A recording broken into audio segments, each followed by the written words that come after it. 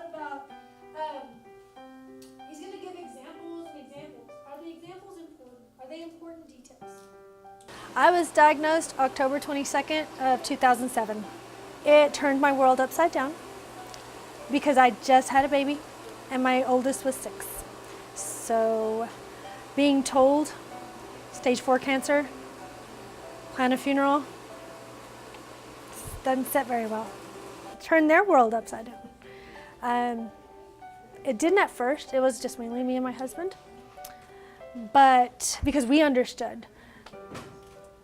But what happened with the baby was fine, she didn't know, but my son, it tore his world. It messed it up for a whole year.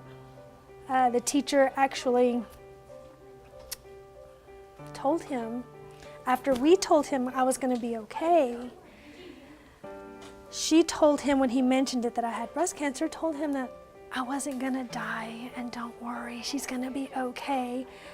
After he got home, he started asking questions like, where did this come from? And he told us that the teacher told him that I could die. So. It was hard. It was really hard. Though at the time I had no idea what breast cancer was.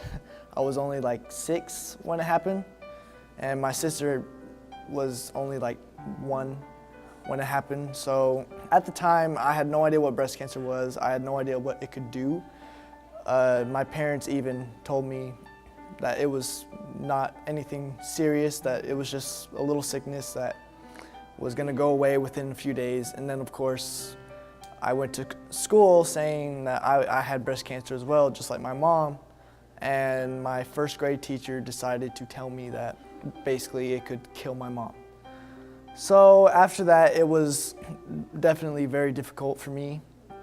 I had to go into counseling just to help myself get better, though it had no effect on me. I still didn't care. The fact that I knew that my mom could die from this, it scared me and it made me sad, really, really sad. That year was very, very hard. I was failing all my work, mainly because my teachers said that I didn't have to do my work, but they still failed me. Yeah, I was failing. I got into a lot of fights. I got picked on because of it, and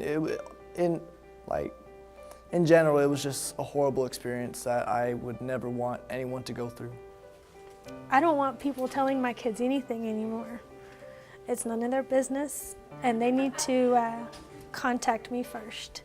It wasn't hard on me. I accepted the diagnosis afterwards. I accepted my fate. I accepted the treatments. I accepted everything. What I couldn't accept is my kids falling apart. It gives me somewhat of an inspiration. I mean, back then I could care less. In my mind, my mom was already dead. She made me promise that I would continue to work hard and to basically never give up, and at the time I did not care. I gave up, and in a way I feel like back then I let my mom down. Though she is still here today, I feel like I let her down because I basically just gave up. I was like, what's the point? We're arranging funerals, we're arranging everything, and there's no point in trying if I'm gonna continue to live on without a mom.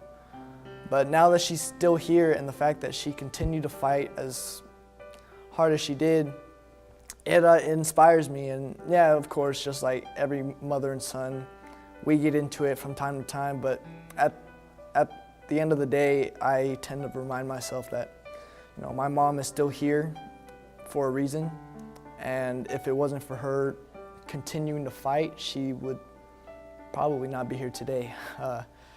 So it gives me a great inspiration to keep going, to try and to work as hard and to not let my mom down like I did back then.